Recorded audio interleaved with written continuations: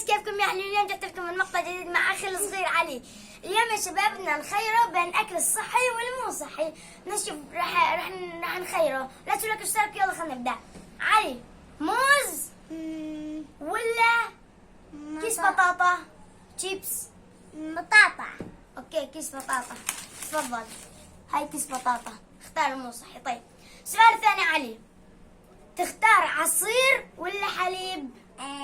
عصير. عصير. طيب، اختار العصير.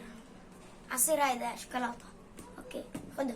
طيب، تختار كيك ولا عنب؟